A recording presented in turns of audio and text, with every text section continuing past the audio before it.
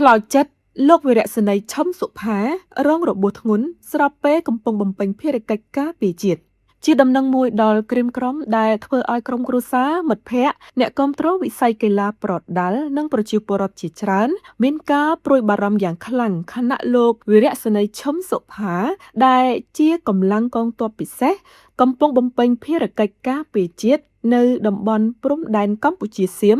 ព្រមទាំងជាពិធីករនិងអធិប្បាយការប្រកួតប្រដាល់ដ៏មានប្រជាប្រិយភាពមួយរូបបានជួបឧបទ្ទវហេតុបណ្ដាលឲ្យរងរបួសធ្ងន់ធ្ងរតាមព័ត៌មានដែលបានរៀបរាប់លោកវីរៈសេនីយ៍ឈឹមសុផាមានទីលំនៅបច្ចុប្បន្ននៅភូមិព្រែកកំពឹសសង្កាត់ព្រែកកំពឹសខណ្ឌដង្កោរាជធានីភ្នំពេញឧបទ្ទវហេតុនេះបានកើតឡើងកាលពីថ្ងៃទី26ខែមិថុនាឆ្នាំ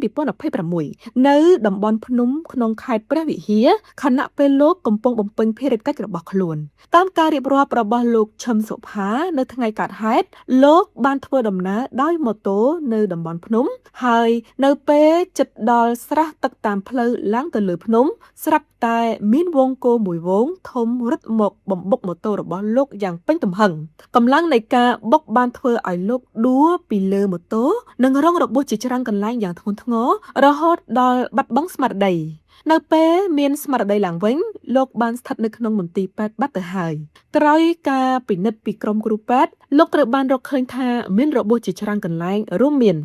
បាក់ឆ្អឹងដងកំបិតខាងឆ្វេងបាក់ឆ្អឹងប្រអប់ដៃខាងឆ្វេងប្រេះឆ្អឹងជំនីចំនួន3ខាងឆ្វេងដាច់គុំត្រចៀកនិងដាច់ស្លឹកត្រចៀកខាងឆ្វេងព្រមទាំងមានរបួសជាច្រើនកន្លែងទៀតនៅលើដងខ្លួនក្រោយរងរបួសលោកត្រូវបានបញ្ជូនមកកាន់មន្ទីរពេទ្យព្រះកេតុមាលារាជធានីភ្នំពេញកាលពីថ្ងៃទី29ខែមិថុនាឆ្នាំ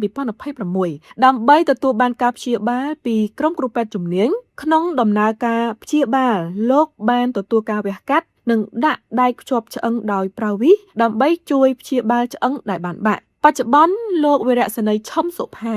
នៅតែស្ថិតនៅក្នុងស្ថានភាពធ្ងន់នៅឡើយ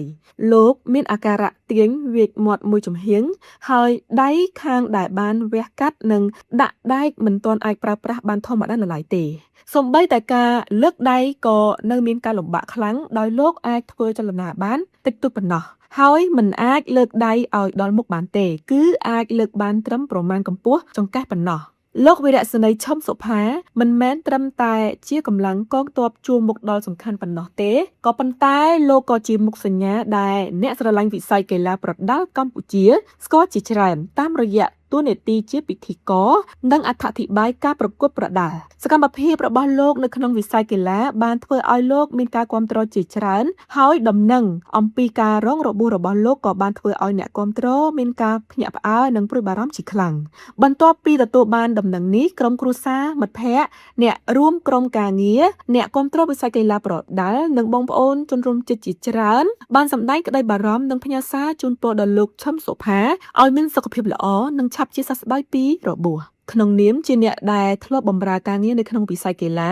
និងកំពុងបំពេញភារកិច្ចការពារជាតិក្តីសង្ឃឹមរបស់អ្នកគាំទ្រជាច្រើនគឺចង់ឃើញលោកមានសុខភាពល្អឡើងវិញនិងអាចប្រើប្រាស់អវយវៈបានជាធម្មតាសូមបួងសួងដល់ទេវតានិងវត្ថុស័ក្តិសិទ្ធិនៅក្នុងលោកសូមជួយថែរក្សានិងផ្ដល់កម្លាំងកាយកម្លាំងចិត្តដល់លោកវីរៈសេនីយ៍ឈឹមសុផាឲ្យការព្យាបាលទទួលបានជោគជ័យឆាប់ជាសះស្បើយនិងអាចវិលត្រឡប់ទៅជួបជុំក្រុមគ្រួសារព្រមទាំងបន្តបេសកកម្មនិងការងារដែលលោកស្រឡាញ់វិញនៅក្នុងពេលឆាប់ៗខាងមុខនេះ